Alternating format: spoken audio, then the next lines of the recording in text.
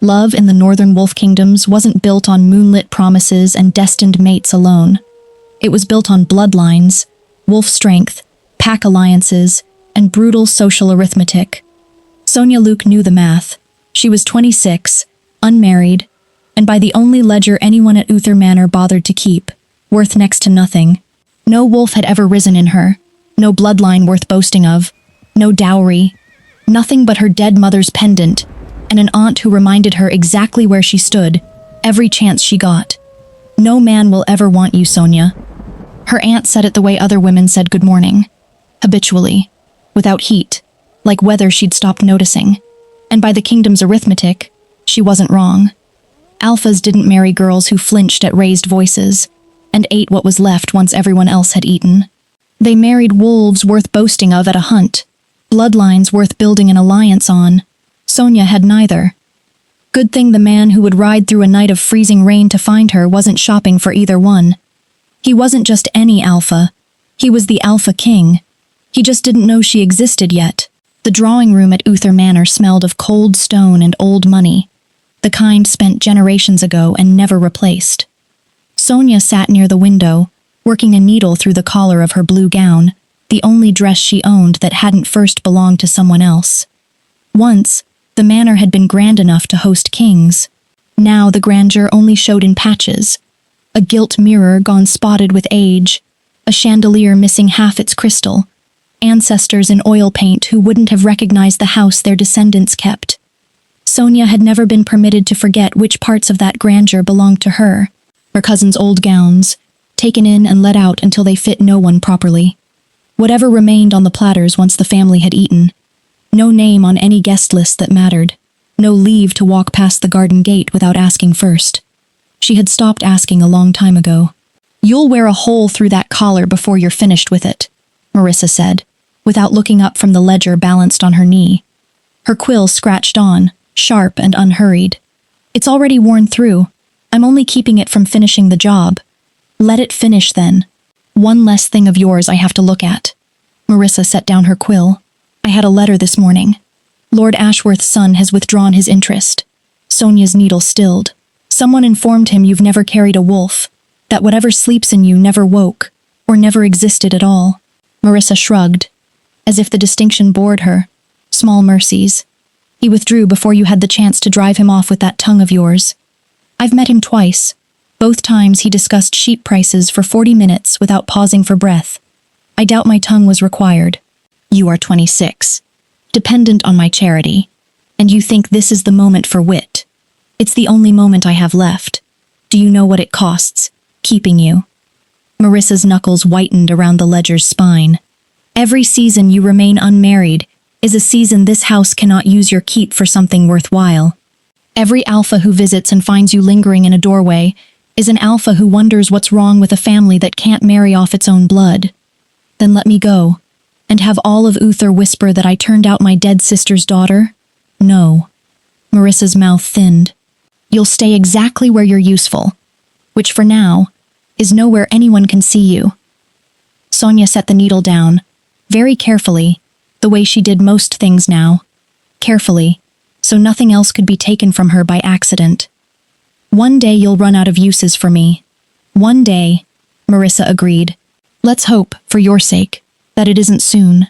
This was how Sonia had learned the world worked, in pieces, handed to her like small weapons across 6 years of ledgers and cold rooms. Every wolf, they said, had a mate chosen by the moon goddess herself, a bond felt in the blood and the pulse and the marrow. Every wolf but the unbonded, the ones like her, born without the pull, without proof the goddess had ever noticed them at all. Pack alliances were built on strong bloodlines. Marriages were arranged like treaties between nations. A girl who could offer neither a wolf nor a name wasn't a bride. She was a debt someone else had to house. "No man will want you." Marissa rose, silver hair pinned into its usual severe crown, and pointed one ringed finger at Sonia, the way she might point out a stain on the carpet. "Not with your bloodline, not with that ridiculous trinket you keep fondling, as if it will save you." Sonia lowered her eyes, the way she always did when the room turned like this, and her fingers found the silver pendant at her throat. Her mother's, moonstone set, The one thing Marissa had never managed to sell. It was warm against her skin. Warmer than it should have been, this close to a dying fire. "Stop that!" Marissa snapped. "Sentiment doesn't pay for coal." Sonia let her hand fall. She didn't cry. She had learned long ago that tears only told Marissa the blade had found skin, and Marissa liked knowing that. "You'll attend the winter moon ball," Marissa said. "In the servants' corridor, out of sight. Where you belong. You're inviting me to my own humiliation." "I'm inviting you at all." Marissa smiled, thin and satisfied. "Perhaps you should be grateful anyone lets you into the room." Sonia said nothing. There was nothing left to say that hadn't already been said. In this room, by this fire, 100 times before. She turned to the window instead, toward the dark tree line past the garden wall, and that was when she heard it. A howl, low and distant, rolling down from the northern hills like something enormous had just opened its eyes. She didn't know why the sound made something in her chest sit up and take notice. Some small, sleeping part of her, stirring for reasons she couldn't name. Before we continue, please hit the subscribe and like button and tell me which city you're tuning in from. I love to know where this story found you. Now let's dive in. The pendant burned. Not warm now. Burned, sudden and sharp against her collarbone, and Sonia pressed her palm flat over it. Breath caught somewhere she couldn't reach. Marissa didn't notice. Marissa was already back at her ledger, already counting what Sonia cost her. Beyond the trees, far past anything Sonia could see, something was moving through the dark. Something that had just caught a scent it never expected to find in a house like this one. Sonia Luke did not know it yet. But for the first time in 26 years, someone powerful enough to change her entire life had just begun looking for her. The night of the winter moon ball, Uther Manor remembered how to shine. Candles filled every sconce, and the chandelier, missing half its crystal, still threw what light it had across floors polished by hands that would go unthanked. Carriages rolled in past dusk, unloading alpha families in fur and silver, packs whose names alone could tilt a room's attention. Sonia stood at the edge of it all, in her blue gown, 5 years out of fashion, and mended twice at the seam, while Marissa's daughter swept past in ice-pale silk and jewels that cost more than a season's coal. Marissa herself appeared only long enough to look Sonia over, head to hem, with the flat satisfaction of a woman confirming a job done properly. "Stay by the servants' door," she said. "You're on no one's list tonight. Don't make me explain why you're standing somewhere you shouldn't." Sonia didn't argue. She'd learned there was no version of that argument she ever won. The room changed when he arrived. Conversation didn't stop. Exactly. It recalibrated, like a compass needle finding true north. King Ronan Uther didn't need to announce himself. His name had crossed the northern kingdoms long before he had. A king who'd never lost a war, never felt the bond every wolf was promised. Not once in 5 years of eligible women paraded before him. Mothers offered daughters. Councils offered alliances. Ronan declined all of it with the same unreadable calm, until no one was surprised that the Black Wolf's heart, if he had one, answered to nobody. Tonight his wolf paced beneath his skin, like something that wanted out. He didn't know why. He only knew he'd been restless since sundown, and restlessness, in a king who never lost control of anything, was its own kind of warning. Then a tray went down near the refreshment table, silver crashing, wine spreading across pale stone, and the servant girl who'd dropped it froze over the wreckage, blood welling around a shard in her palm. Conversation didn't pause. No one moved. A dropped tray was beneath this room's notice. Sonia was already kneeling. She took the girl's hand without a flicker of hesitation, pressed her own handkerchief to the cut, murmured something too quiet for the hall to catch. She didn't look up to see who might be watching. It didn't occur to her that anyone would be. Ronan watched anyway. It hit him like a struck bell. His wolf surged so hard the candlelight sharpened at the edges, her scent cutting through perfume, and spilled wine like the only true thing in the room. His pulse slammed once against his ribs. Mine. He didn't move toward her yet. He watched her help the girl to her feet, watched her flinch back into the doorway's shadow the instant eyes turned her way, and understood, before he understood anything else about her, that she feared exactly the kind of room he ruled. He crossed the floor anyway. She didn't recognize him. and didn't drop into the bow the rest of the hall would have managed in half a heartbeat. She just looked up at him, wary and a little tired, and waited for him to speak first. "You're bleeding," he said, nodding at the wine on her sleeve. "It isn't mine." She glanced toward the kitchens, where the servant girl had already vanished. "Hers. She'll mend." No one else thought to look. "You did. Someone should." She studied him then, properly, in a way the rest of the hall was too careful to attempt, and whatever she found made her tilt her head. "You look like someone who has forgotten how to smile." Ronan went still. No one spoke to him that way. Not his councilman, not his beta, not the women paraded before him like prize mares. He was still searching for a reply when Marissa descended like a sudden cold front. "Your Majesty." Her bow was low and urgent, her hand already closing around Sonia's wrist. "Forgive my niece. She doesn't always know." "I know exactly who he is," Sonia said. "Then you know better than to waste his evening." Marissa's smile didn't reach her eyes. "She's unbonded, Your Majesty." No wolf ever answered in her. "I'd hate for you to trouble yourself over a girl with nothing to offer." "I noticed," Ronan said. Something in how he said it made Marissa's smile falter. Not agreement, not dismissal, something she couldn't name. She pulled Sonia away before either of them worked it out. Ronan let her go, for now, his eyes on the blue gown until the crowd closed over it. Long after the last carriage rattled off into the dark, Ronan stood alone on the manor steps, his breath fogging in the cold. His wolf hadn't settled. Wouldn't. His beta found him there. "What did you find in there?" Ronan didn't look away from the dark windows of Uther Manor. Ronan returned to Uther Manor 3 days later. Marissa met him at the door as though she'd been standing behind it since the ball ended. "Your Majesty, what an honor." She could barely contain her delight. "You should have sent word ahead. My daughter would have dressed for the occasion." "I've come to discuss the northern border patrols with your steward." That much was true, in the way half-truths often were. "And I'd like to speak with your niece, if she's available." Marissa's smile thinned. "Sonia? She's occupied. In the garden, I believe. Nothing that requires your Majesty's attention. I'll find her myself." He was gone before she could argue further, and Marissa stood in the doorway a long moment, recalculating everything she thought she understood about this visit. He found Sonia kneeling in the frost-hardened dirt of the winter garden, sleeves pushed to her elbows, hands working over a white wolf whose foreleg had been torn open by something with teeth. The wolf should have snapped at her. Instead, it lay still beneath her hands, watching her with the strange trust-wounded things sometimes give to whoever finally stops to help. He watched her a moment longer, struck by how gently her hands moved for someone the world had never once been gentle with. "He'll take your fingers off," Ronan said. "He hasn't yet." She didn't look up. "He's more frightened than dangerous. Most things are, once you look closely enough. He can't repay you for this. Pain doesn't become less painful because nobody important notices it." She glanced up, unbothered by his crown or his reputation. "Are you here to discuss border patrols with a wolf, Your Majesty?" Apparently not. She finished binding the wound and rose, wiping her hands on her skirt without ceremony. They walked the garden path together, frost cracking underfoot. Other women modulated their voices around him, softened their opinions, until they turned to mush. Sonia did neither. "They call you cruel," she said. "Not an accusation, an observation.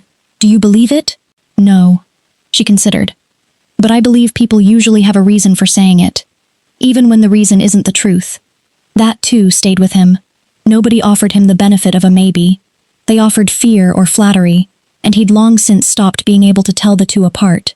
She reached for a wintering rose along the garden wall and hissed, drawing her hand back too late. A thorn had opened a thin red line across her palm. "Let me see." He caught her hand before she could pull away, and the moment his skin touched hers, his wolf slammed against its cage hard enough to buckle his knees. "Mine." Sonia went still too, her breath catching on some old instinct that surfaced and sank again before she could name it. The moonstone at her throat flared warm, then dimmed, and whatever had almost woken between them went quiet, smothered before it could take hold. Neither of them understood why. Ronan released her hand slower than he needed to. "You're careful with everyone but yourself," he said. "There's rarely anyone left to be careful with me." They sat on a stone bench beneath a bare elm, and something about the cold and the silence loosened him in a way the court never did. "My brother died when I was 19, he said. "Rival wolves. I was meant to be with him that night. I wasn't. You've carried that since. Every day." She didn't reach for his hand, didn't offer the soft words people reached for when they wanted a wound to close faster than it could. "You cannot protect someone from every bad thing in the world," she said instead. "Not even if you're a king. Especially not if you're a king. You'll spend your whole life trying and still lose people. That isn't failure. That's just what it costs to love anyone at all." He looked at her a long moment, something in his chest shifting like a door easing off a rusted hinge. "And you?" he asked. "What do you carry?" "That I'll die exactly as I've lived. Overlooked. Unclaimed by anyone who matters." She said it plainly, without asking for pity, which somehow made it worse to hear. "My aunts told me so often, I've stopped bothering to argue. You shouldn't make decisions about your future based on the cruelty of someone who never learned your value. Easy to say, when the whole kingdom already knows yours. You are my mate." The words rose in his throat, urgent and entirely his to give her, and he swallowed them back down. Not yet. Not handed to her like a rescue she hadn't asked for. If she was ever going to choose him, it would have to be Sonia doing the choosing, not the moon goddess doing it for her. "Someday," was all he said, "you'll understand that you were never the one who needed to change." Above them, at an upstairs window, Marissa watched the two figures beneath the elm, watched the king lean toward her niece like a man forgetting, for once, that he was a king at all, and felt something cold settle low in her stomach. This wasn't a passing interest. This was a king falling in love with the one girl in the kingdom Marissa needed to remain worthless. She would need to act quickly, before whatever was growing beneath that elm became impossible to uproot. Marissa did not sleep that night. She sat with her ledger unopened on her lap, and turned over everything she knew about King Ronan Uther. 5 years on the throne. 5 years of eligible daughters paraded before him. Daughters of dukes, daughters of allied pacts, daughters with bloodlines worth boasting of, and he had rejected every one. The council had called it pickiness. Marissa had believed it too, until she'd watched him lean toward Sonia beneath a bare elm, like a man who'd finally stopped looking. If Ronan meant to make Sonia his queen, then everything Marissa had built, her daughter's prospects, her family's standing, the quiet arrangement she'd spent years securing, would collapse under the weight of one penniless, unbonded girl. She would not allow it. The council reached the same conclusion by a different road, and reached it faster. An unbonded bride. Lord Castellan said the words like they tasted of something spoiled. No wolf to strengthen the royal line. No bloodline worth the name. "Your Majesty, marrying this girl wouldn't merely be unconventional. It would be destabilizing. 3 allied pacts have daughters of marrying age. What message do we send them?" "That I choose my own wife," Ronan said. "You choose a queen, Your Majesty, not merely a wife. The distinction has cost kingdoms before." Ronan didn't raise his voice. He never needed to. "I've heard the council's concerns. I haven't asked for its permission." He left them arguing among themselves, because there was nothing he owed them by way of explanation. Not yet. Not before he'd said the words to Sonia first. Sonia heard the rumors before she heard them from Ronan himself, the way rumors always traveled faster than truth, in a house full of servants with ears. The king asks after her. The king returns for her, not for the daughter. She turned each version over, and found the same flaw in all of them. He was a king. Kings didn't fall for girls who mended their own hems. Whatever this was, it was kindness. The kind powerful men occasionally spared for the overlooked, forgotten by morning. She'd built her whole life on not expecting more than that. She wasn't about to abandon the habit now. She was mending by the drawing room fire, alone, when Ronan found her there that evening. "You've heard them," he said. Not a question. The whole house has heard them. She didn't look up from her needle. "You needn't trouble yourself explaining. I know what I am, Your Majesty. Kindness from a king isn't the same as—" She stopped herself. "As what?" "Nothing." She tied off her thread. "You don't have to keep coming back here. You don't have to become someone else to be worthy of being chosen," he said. "Chosen by whom?" "Me." It sat right behind his teeth, ready. He looked at her, firelight catching the tired set of her shoulders.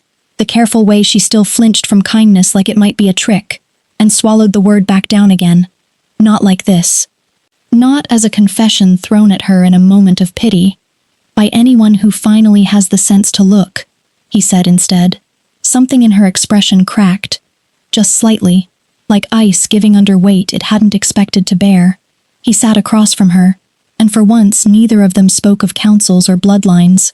He told her, badly, about a time his horse had thrown him into a lake in front of his entire guard, and she laughed. A real laugh, startled out of her before she could catch it. And the sound did something to his chest he had no name for. Her hand rested near his on the arm of the settee. He covered it, lightly, and didn't let go. Neither did she. Beneath her collar, the pendant warmed again, and something ancient and long dormant stirred another inch toward waking. Marissa struck before the week was out.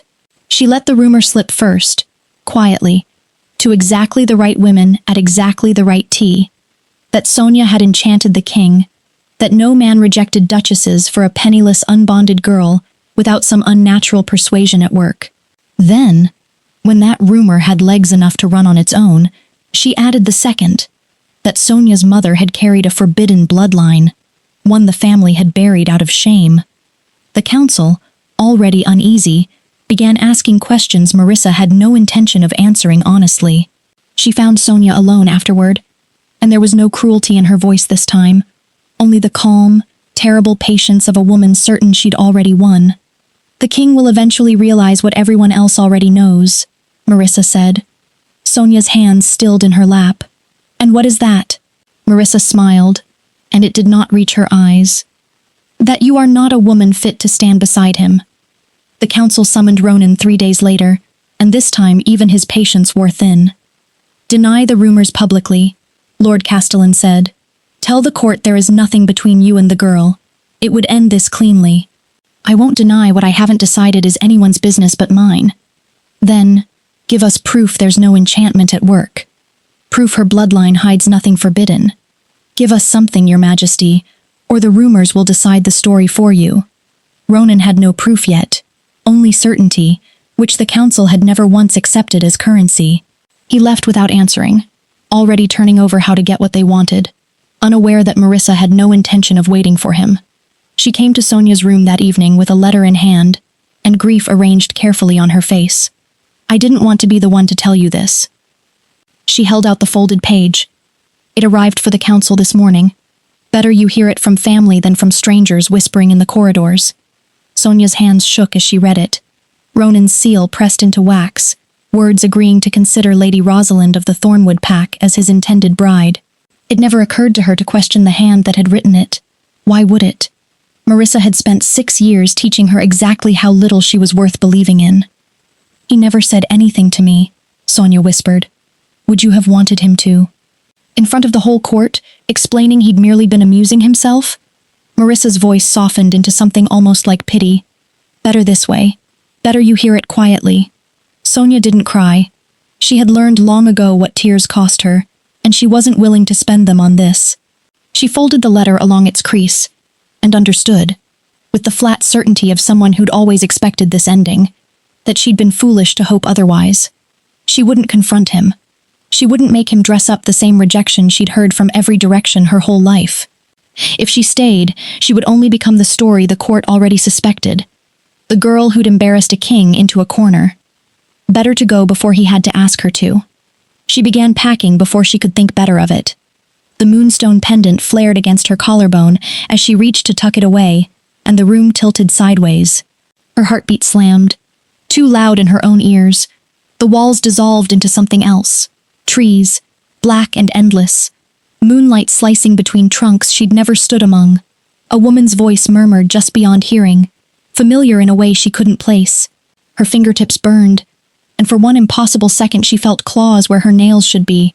Something ancient pressing up beneath her skin, as if it had only just remembered how to wake. Sonia gasped, and the vision shattered. She was on her knees on the floor of her own room, the pendant clutched hard enough to cut her palm, her whole body shaking. She told no one. She had nowhere left to take a fear like that. Marissa found her still trembling an hour later, and mistook it for grief. which suited her well enough. "You'll go to the monastery beyond the northern border," she said. "It's arranged. Better for everyone if you're gone before the wedding preparations begin." The king agrees. He'd rather not have you underfoot, reminding the court of an embarrassment best forgotten. Sonia didn't argue. There was nothing left in her to argue with.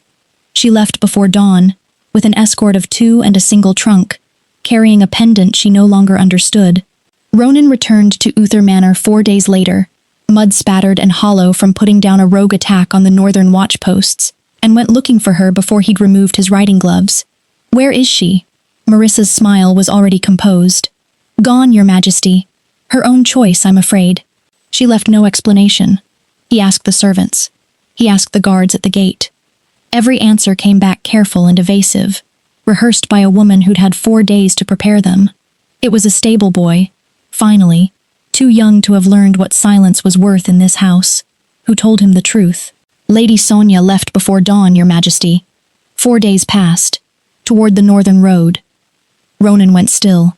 His wolf, which had paced and snarled for weeks, went suddenly, terribly silent, the way the world goes quiet in the half-second before something breaks. Then one word exploded through him, louder than the council, louder than doubt, louder than 5 years of a bond he'd never felt until her. Find her. Ronan found the letter in the hearth of Sonia's empty room, half-burned, one corner spared by damp ash.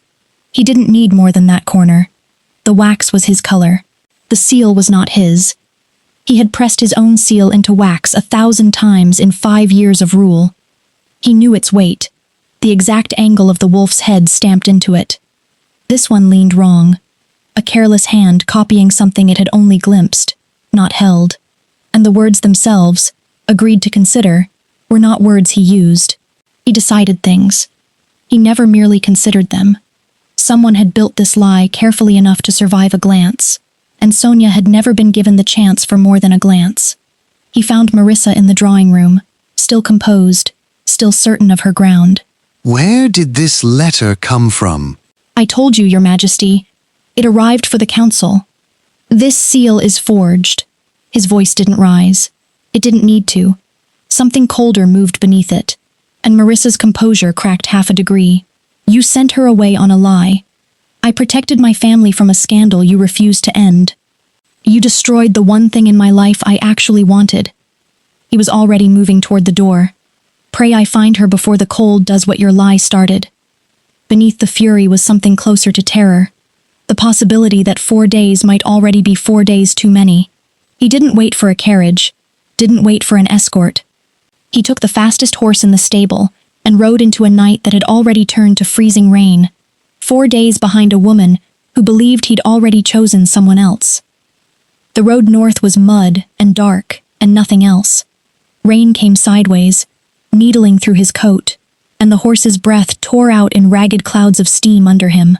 Somewhere far off, wolves howled at a moon he couldn't see through the cloud cover, and he didn't slow for any of it. His hands split raw against the reins within the hour. He didn't notice until later, when the blood had already frozen to the leather.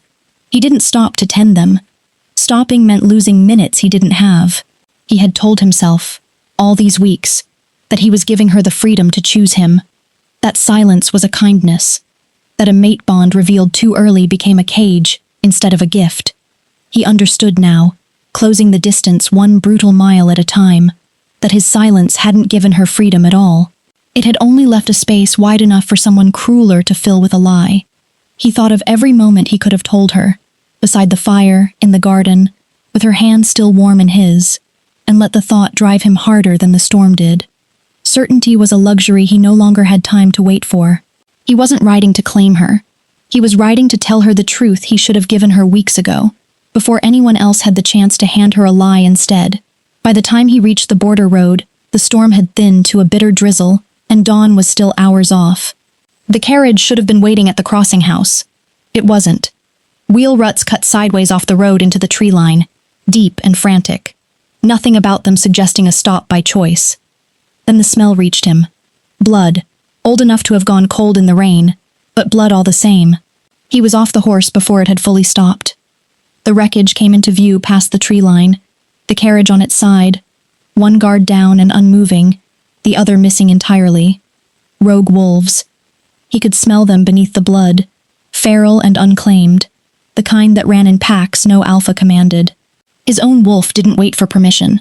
Bones cracked and reshaped, and the black wolf that rose from where a king had stood was pure fury given fur and teeth. He tore through the clearing on scent alone and found 3 of them circling something in the trees ahead. He didn't slow. He met the first before it saw him coming, and the fight after that wasn't a fight so much as a reckoning. Fast, brutal, over almost before it began. What was left of the rogues scattered into the dark, and Ronan shifted back on legs that shook from more than exhaustion. That was when he saw her. Sonia stood in a clearing bathed in moonlight that had finally broken through the clouds, and she was not the frightened woman who'd flinched from a ballroom full of strangers. Her pendant lay shattered at her feet, shards of moonstones scattered like fallen stars. Her eyes had gone silver, bright and unblinking, lit from somewhere far older than either of them. For a moment, even his wolf went quiet, humbled by what stood in front of them. She had not needed rescuing. She had simply been waiting for the world to catch up to what she'd already become. Ronan? Her voice cracked on his name, uncertain whether to trust it. He crossed the clearing slowly, the way he'd approach anything he was terrified of frightening away. His wolf said one word, the same word it had said since the night of the ball. Mine. But it wasn't the word he gave her. I came for you, he said. Why? Because I should have told you the truth before anyone had the chance to lie to you. Sonia's knees buckled, and Ronan caught her before she reached the ground, the moonlight still pooling silver in her eyes, even as her strength gave out beneath her. Your eyes, he said, low. Sonia, look at me. I can't. Her voice shook. I don't know what's happening to me. I do. He said it carefully, like a man handling something he didn't fully trust himself with. I've seen this only in old texts, a bloodline the histories call extinct, moon guardians, chosen directly by the goddess, not merely blessed by her. Your eyes just told me your mother's line wasn't gone. It was hiding. Hiding from what? I don't know yet. But that pendant wasn't sentiment, Sonia. It was a leash. He nodded at the shattered moonstone still clenched in her fist. Your mother must have known exactly what slept in you, and built something strong enough to keep it asleep, to keep you safe. Whoever made that loved you enough to make it good. He got her out of the wind, into a gamekeeper's hut 1/2 mile down the border road, and built a fire while she sat wrapped in his cloak, still trembling from more than cold. Once warmth returned to her hands, she pulled back from him, not far, but enough that he felt it. Would you still have come? She asked. If I were still unbonded? If none of this, she gestured at herself, at the pendant in her fist, were true? I would have come faster. He didn't let her look away from how plainly he meant it. I didn't know what you were when I left. I only knew I couldn't live in a kingdom where you weren't in it. You knew I was your mate. It wasn't a question. Something in his face had already answered it. Since when? The ball. The moment you knelt beside that girl with the tray. Weeks. Her voice cracked. Not from grief now, but from something closer to fury. Weeks of council meetings and rumors and my aunt telling me I was worthless. And you knew the whole time there was a bond that would have ended all of it in a single sentence. I know. Then why? Because everyone in my life has been given to me. My crown. My alliances. Even my enemies were chosen for me before I was old enough to choose them myself. His jaw tightened. I wanted one thing in my life that was chosen freely. Not by the goddess. Not by duty. By you. Believing you had every reason to walk away. And staying anyway. Your freedom cost me weeks of believing no one wanted me at all. I know that too. And I will spend a long time earning back the right to have kept it from you. She didn't forgive him outright. But she didn't move further away either. And for tonight, that was enough for both of them. He tended the cut on her palm where the pendant's shattering had opened the skin. His hands, split and raw from the rains, clumsy with a gentleness he rarely got to practice. She watched the dried blood on his knuckles, the exhaustion carved into his face, and reached up before she'd decided to, her fingers against his jaw. You look like you haven't slept in days. I haven't. He caught her hand, held it there against his skin. When I found the carriage and smelled blood, I thought... He stopped, started again. I have fought wars, Sonia. I have never been as afraid as I was on that road, not knowing if I'd already lost you. You didn't. No, he said. Not this time. It was while retrieving what could be salvaged from the wrecked carriage that he found it. A false bottom beneath her trunk's lining, a leather satchel she'd never known was there. Inside were letters, in a hand she recognized instantly, aged and creased from years of hiding. My father's. The letters spoke of ledgers that didn't balance, of a northern faction quietly buying loyalty among lesser packs, of a name he'd been building a case against for months before he died. Marissa's family. Not rumor, not accusation. Proof, in her father's own careful hand, that he had uncovered a conspiracy against the Alpha Throne itself, and paid for it with a death the world had called an accident. He didn't die by mystery, Sonia said, quiet, cold. He died because he found her out, and she spent every year since making sure his daughter never had the strength to finish what he started. Ronan folded the letters carefully. Not anymore. He asked her to come back with him, not to Uther Manor as a niece under Marissa's roof, not as a subject summoned to court, but beside him, as his equal, with every truth finally spoken between them instead of buried. She said yes before he'd finished asking. Dawn was still hours off when they rode back toward the manor together, and past the tree line, Sonia could already see the faint glow of its windows waiting in the dark. The woman who had spent 6 years telling her she was worth nothing was still inside that house. This time, Sonia wasn't the one who should be afraid. The great hall of Uther Manor had gone still by the time Ronan and Sonia reached the doors, the household already gathered on the strength of whispers that had outrun them on the road. Marissa stood at the center of it, composed, already rehearsing the version of events that would serve her best. A version built for a niece returning alone, disgraced, easily managed. She had not accounted for the king walking in beside her. Your Majesty.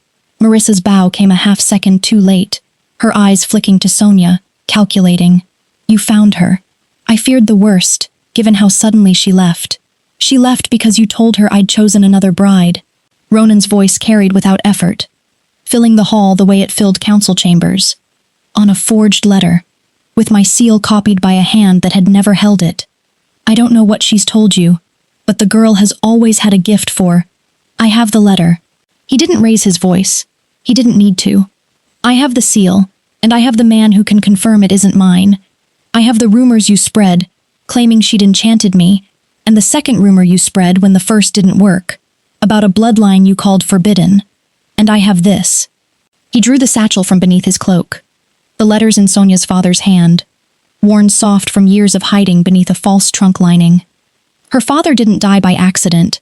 He died because he uncovered your family's dealings with the northern faction, the same faction that spent years buying loyalty away from my throne. He wrote it all down before you silenced him.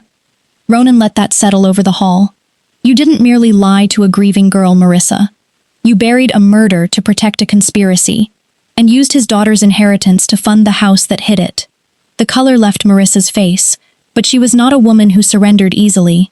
She turned on Sonia instead, the only target left that might still crack. You always did have a talent for turning kind men against their own judgment, she said. Just as your mother did. It's in the blood. Her chin lifted, one last blade drawn before the others reached her. No man will want you, not truly. Not once he understands what you are. The hall went utterly silent. Ronan crossed the space between them and took Sonia's hand in front of every noble family still watching, every servant who'd learned her name only through Marissa's cruelty. He looked at Marissa, and his voice, when it came, was quiet enough that the whole room leaned in to hear it. You were wrong.